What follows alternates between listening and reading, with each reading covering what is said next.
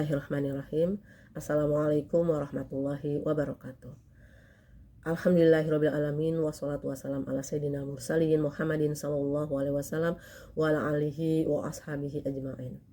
Soimin soimat yang dirahmati Allah. Alhamdulillah kita sudah masuk di hari 25 Ramadan 1447 Hijriah dalam kondisi sehat dan mudah-mudahan seluruh amal ibadah kita dijabah oleh Allah Subhanahu wa taala.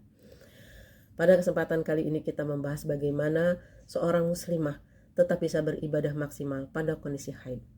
Haid adalah takdir Allah kepada setiap wanita. Haid adalah karunia, karena haid adalah ciri dari sehatnya tubuh. Kita harus mensikapi haid ini sebagai bagian dari karunia Allah dan kita bersyukur dengan haid tersebut. Syariat Allah yang sangat luas ini tetap memberikan kesempatan yang luas untuk wanita-wanita yang sedang haid beribadah dengan sebaik-baiknya, bahkan ibadah mahdhah. Karena yang dilarang Allah dalam haid ini cuma beberapa hal, diantaranya sholat, diantaranya adalah tawaf, itikaf di dalam masjid, puasa, dan membaca Al-Quran menurut sebagian para ulama. Karena ada perbedaan dalam hal ini.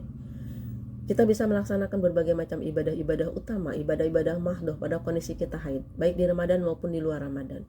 Di antara ibadah yang Allah beri kesempatan kepada wanita-wanita haid diantaranya adalah pertama, doa. Ad-du'a'u mukhul ibadah.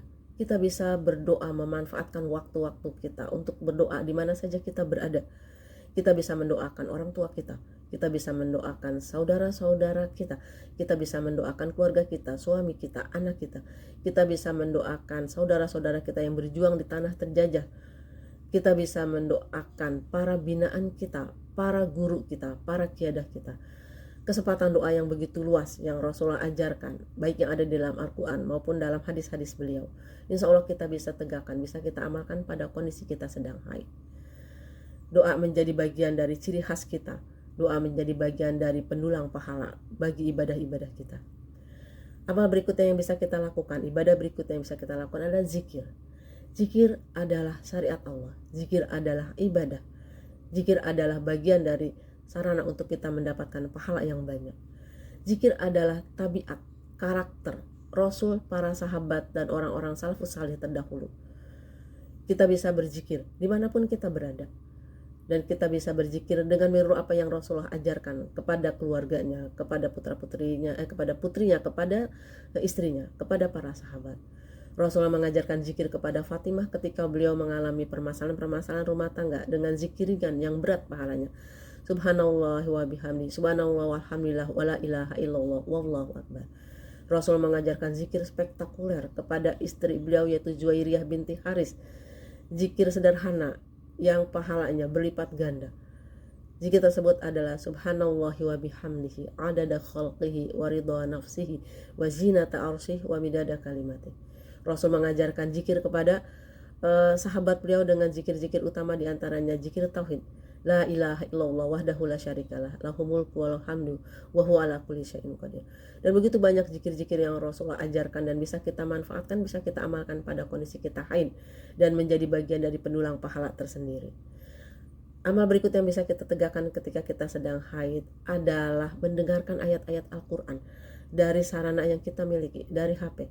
Pada kondisi sekarang ini tidak ada alasan kita untuk tidak terinteraksi dengan Al-Quran. Kita bisa mendengarkan ayat Al-Quran dari HP kita bisa mendengarkan ayat Al-Quran dari suami kita, dari anak-anak kita, dari para binaan-binaan kita ketika kita sedang melingkar. Insya Allah itu jadi bagian dari cara kita untuk tetap berinteraksi, terhubung dengan Al-Quran. Amal berikutnya yang bisa kita lakukan adalah sodakoh. Sodakoh juga bagian dari ciri orang-orang beriman, karakter dari Rasul dan para sahabat. Kita bisa bersodakoh dari harta yang kita miliki, yang kita bisa lakukan setiap hari, ya, di waktu subuh atau di waktu-waktu yang lain. Dan kita bisa menghubungkan, ya, bisa menyandingkan sodakoh dengan doa. Insya Allah mudah-mudahan bagian dari saat doa-doa terkabul adalah ketika kita sodakoh. Amal berikutnya yang bisa kita lakukan adalah belajar dan mengajar.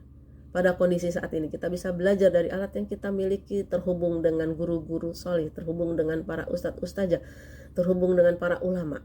Melalui HP kita bisa belajar berbagai hal, bisa belajar tafsir, bisa belajar hadis, bisa belajar fikih, bisa belajar sirah dan berbagai macam hal-hal yang bisa memberikan kemaslahatan kepada kita, bisa memperluas wawasan kita terhadap syariat ini.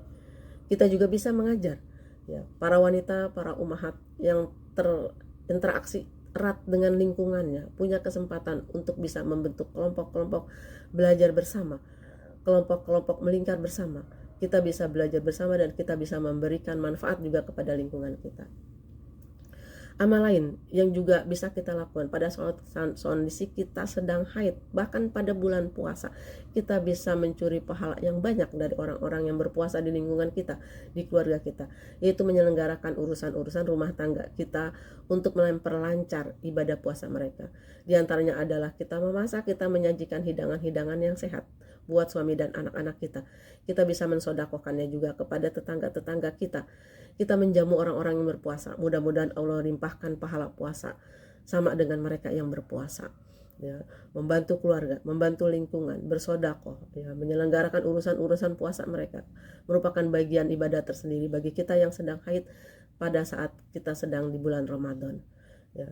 Begitu banyak ibadah-ibadah lain para umat yang bisa kita tegakkan, para soimin, soimat ya, yang bisa kita tebarkan, bisa kita laksanakan, bisa kita amalkan. Karena setiap waktu yang kita miliki, setiap detik yang kita lalui, ada hisabnya di hadapan Allah Subhanahu wa Ta'ala.